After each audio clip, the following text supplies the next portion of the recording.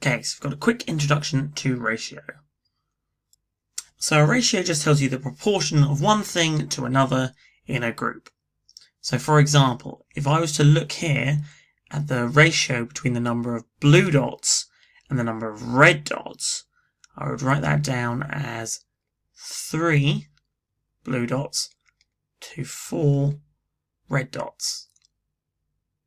Or if I wanted the ratio of red dots to blue dots, as the order I set it in has changed, that would be 4 red dots to 3 blue dots. So we've got another example here. This time we've got 10 green lines and 8 yellow lines. So I'd say the ratio between the ratio of green lines to yellow lines would be 10 to 8. Again, if I reworded it and I instead wanted the ratio of yellow lines to green lines, I'd write it as 8 to 10. Just write the respective numbers on the inside with a colon in the middle. Now with these two cases, what we can actually do is, just like with our fractions, is we can simplify those ratios. And we simplify them in the same way that we simplified fractions. So we find the biggest number that we can divide both sides of the ratio by, and then we divide both sides of the ratio by that number. So in this case, the biggest number that I can divide 10 and 8 by is going to be 2. So I divide both sides of the ratio by 2. In this side it will be 5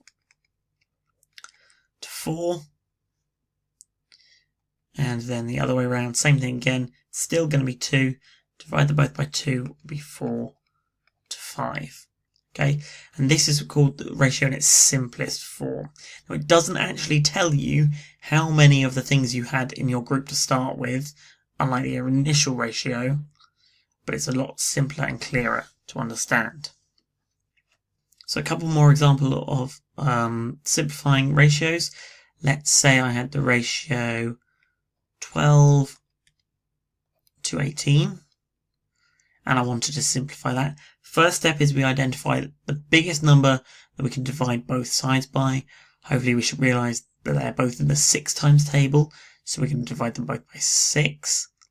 So I can draw these little arrows to remind me if I need to. So I'm going to be dividing this side by 6 and dividing this side by 6. 12 divided by 6 is going to give me 2. 18 divided by 6 is going to give me 3.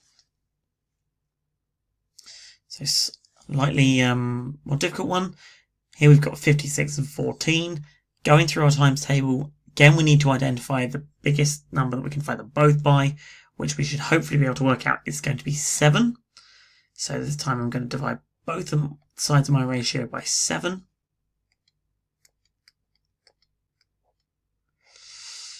Which is going to give me the simplified ratio of 56 divided by 7 is 8.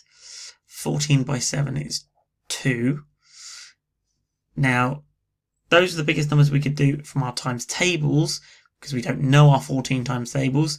What we can do from here is identify, obviously we can make this one simpler again. Divide both sides by 2. It's going to give me 4 to 1 as my ratio. If I then divide by 2. I could have just straight away divided by 14 if I'd identified they're both in the 14 times table, but use your times tables to begin with. So here's an example of a word problem involving ratio. So the problem says Jenny and Simon share some money in the ratio of 2 to 3. Simon receives £21. How much money does Jenny receive? The first thing we should be doing when we come to a question like this is we should write down what the initial ratio was. So in this case it's 2 to 3. I find it's always easier if we label our ratios to help us remember who gets what. So in this case it's Jenny and Simon in the ratio of 2 to 3. So this is going to be Jenny's share. I'm going to put a J above it. This is going to be Simon's share. He gets an S. Now, the next part of the question says Simon receives £21. So what I'm going to do is underneath I'm going to write a new ratio. Where Simon this time is receiving £21 instead of 3. And we need to work out what this side is going to be for Jenny's share. Now, obviously we know that when they get their money at the end, still going to be the same as this ratio, so they need to be equivalent ratios. So whatever we've multiplied the right hand side by, we need to do the same to the left hand side. So in this case, we've gone from 3 to 21, which is the same as multiplied by 7. So we're going to do exactly the same on the left hand side. 2 times 7 is 14. So this is our new ratio. This is the actual amount of money they both received. So the answer to my question of how much money Jenny receives is £14.